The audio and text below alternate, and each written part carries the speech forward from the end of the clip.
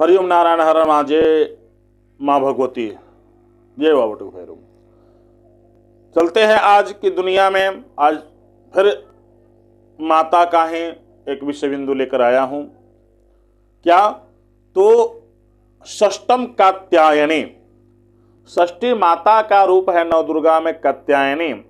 और माता कात्यायनी का औषधि आयुर्वेद में कौन से है, किस औषधि व माता कात्यायनी का आधिपत्य होता है, और माता का कात्यायनी का आधिपत्य किस ग्रह पर होता है, उस ग्रह का उपचार क्या है, उस औषधि का उपचार क्या है, कैसे माँ कात्यायनी प्रसन्नचित होती है, किन किन व्यक्तियों के लिए माँ कात्यायनी की आराधना अति आवश्यक है, यह मेरा विषय है। तो चलते हैं अपने विषय पर।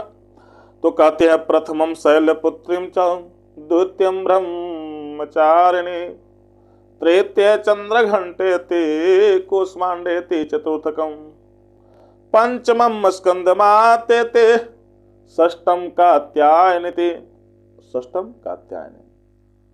तो माता कात्यायनी जो है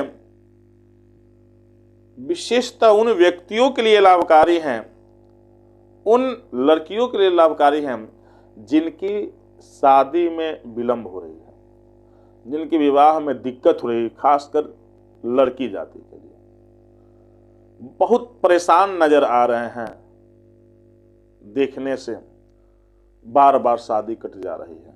वैसे लड़कियों के चाहिए क्या कि छठे दिन मां भगवती के दिन, षष्ठी तिथि के दिन इस मां भगवती कात्यायनी का आराधना करें, कात्यायनी मंत्र का जप करें, विशेषतः षष्ठी तिथि के दिन। और कात्यायनी माता का पीला वस्त्र, पीला फल, पीला मिठाई भोग लगाकर और माता से ही प्रार्थना करें कि हमारे जो शादी में विलंब, जो हमारी कुंडली में दोष है, उस दोष को दूर करें। अब देखना है कि इस मां कात्यायनी का आधिपत्य किस वृक्ष पर, कौन से जरी पर होता है। तो मां कात्यायनी का अनेकों नाम से, कौन कौन? अंबा, अंबालिके, अंबिका, जो हमारे सारण क्षेत्र के छपरा मंडला अंतर्गत के आमे स्थित मां अंबिका भवानी है। विशेषतः यह कात्यायनी के स्वरूप में मानी जाती है। और इस मां अंबिका भवानी के भी जो स्त्री, जो लड़की मन से दर्शन पूजन करती हैं, षष्ठी तिथि के दिन, किसी भी शुक्ल पक्ष से षष्ठी तिथि के दिन जाकर पूजन अर्चन संकल्प करके और अपने विवाह में आ रहे विलंब तो इस विवाह के लिए कार्य करती हैं, तो उनका यथाशीघ्र विवाह होने की संभावनाएं बन जाती है। और इसके जरी कौन है भाई? तो क्या करेंगे? तो जरी जो है मोइया, एक जरी का नाम है मोइया। इस जरी को किसी पंसारी के दुकान पर ले लेंगे और लेकर के जाएंगे और जाकर क्या करेंगे कि मां भगवती के चरण में स्पर्श करा देंगे और इस जरी को अभिमंत्रित करके और पीले कपड़ा में अपने बाएं भुजा में लड़कियों को चाहिए कि धारण करें। और पुरुषों को भी चाहिए कि यदि आपके जीवन में समस्त बाधाएं उत्पन्न कर रही है, कोई कार्य नहीं बन रहा है, उस स्थिति में इसका प्रयोग करें।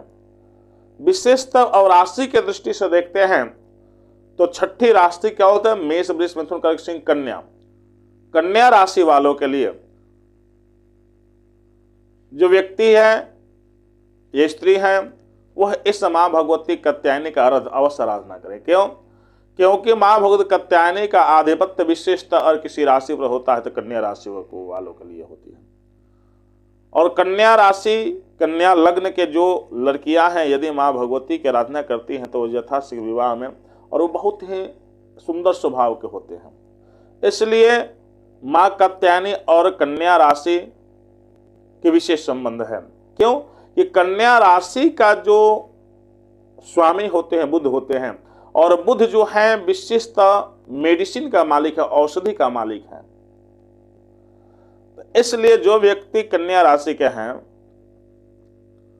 तो मां भगवती का जो आधिपत्य होता है विशेषता किस पर होता है? कन्या राशि वाले।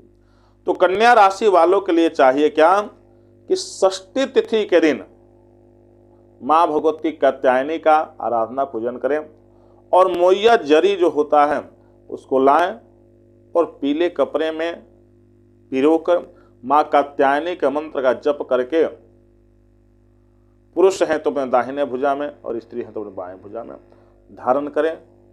इससे अविलंब आपके प्रति कार्य संपादित होने लगेंगे, आप आश्चर्यचकित होइएगा। और मां भगवती अंबिका भवानी जो हमारे छपरा जिला अंतर्गत, सारण जिला अंतर्गत है, आमे में स्थित हैं, वहां जाएं विशेषतः षष्ठी तिथि के दिन, और षष्ठी तिथि के जाकर मां अंबिका भवानी के दर्शन पूजन करें और संकल्प करके यहाँ प्रार्थना करें, एक दीपक जलाएं और प्रार्थना करें कि हे मां, मेरे विवाह में आ रही जो बाधाएं हैं